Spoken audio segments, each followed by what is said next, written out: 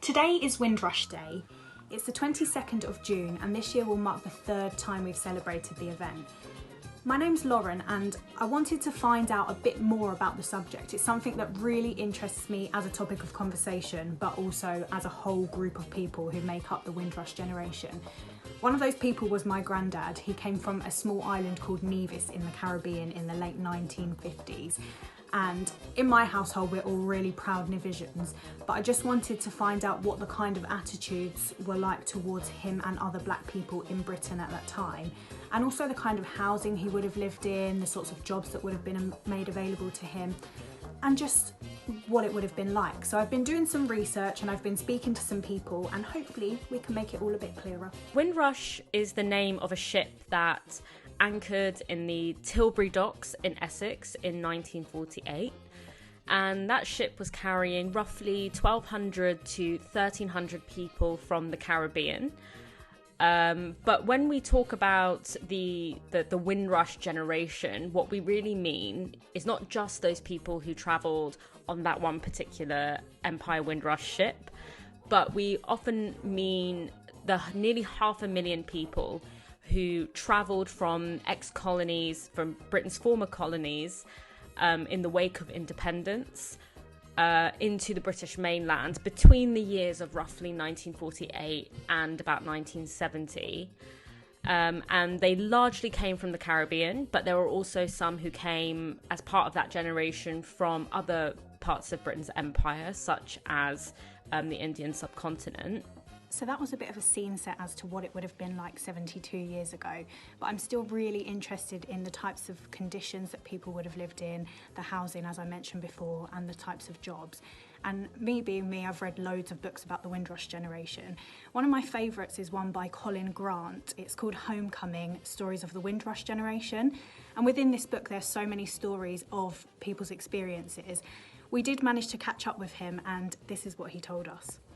Quite soon, people learned that they were not welcome, especially when it came to finding accommodation.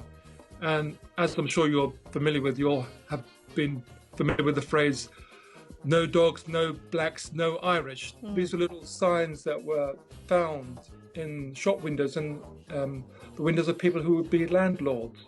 They didn't want black people to come and rent their properties. None of them see themselves as a failure. All of their lives have been a success. They came here, they worked some money, they stayed, they prospered, they looked after their children. And that's why I think a lot of people are so vexed about what's happened to some of the elderly West Indians who were wrongly classified as illegal immigrants under hostile environment policy and sent back home. Because the last thing you want to do is to go back with your tail between your legs and show the world that you've achieved nothing. And there's a huge insult to them and a huge insult to people like me and the children and grandchildren of those elderly pioneers. If you're a similar age to me, you probably know the term Windrush as being synonymous with a scandal that happened in 2018. One of the ladies who I've been catching up with came to Britain and London, she lived in Hackney, as a child, and in 2009 her life took a turn for the worse when she was effectively stripped of her British nationality. Her name's Glenda Caesar and I've been speaking to her about her experiences in Britain. I've always felt British, but then being told that I wasn't, it was a shock to my system. Being, the first time I went to apply for a British passport and they said to me I wasn't British, I wanted to argue with them and said, what are you talking about? Of course I am. Because I didn't know I wasn't. I thought I was, because I came over here as a baby. So obviously I thought, well, I've lived all my life here, so of course I'm British. So being told I wasn't, it hurt me because it made me feel, it's like your mum saying I don't want you.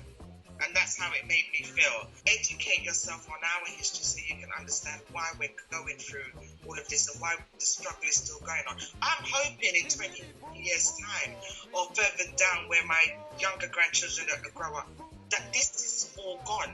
But they will know that at this time we took a stand. The world took a stand for you to understand it has to stop. So the Windrush scandal has revealed a number of injustices that migrants faced at the time. But when I say migrants, I do have to say it quite loosely, because a lot of these people who came to Britain were actually invited here, and they came to help rebuild Britain after the Second World War. Now, the Home Office have recognised some of their failings. They've set up a Windrush compensation scheme to help those who were out of work financially, but there has been quite a low uptake on the compensation scheme. I've been speaking to the Home Office and they sent me this statement through. The Home Secretary has been clear that the mistreatment of the Windrush generation by successive governments was completely unacceptable, and she will right those wrongs. So far, 12,000 people have been given documentation to confirm their status, and the Windrush compensation scheme made the first payment within 4 months of opening and has offered claimants over £640,000 in the first year.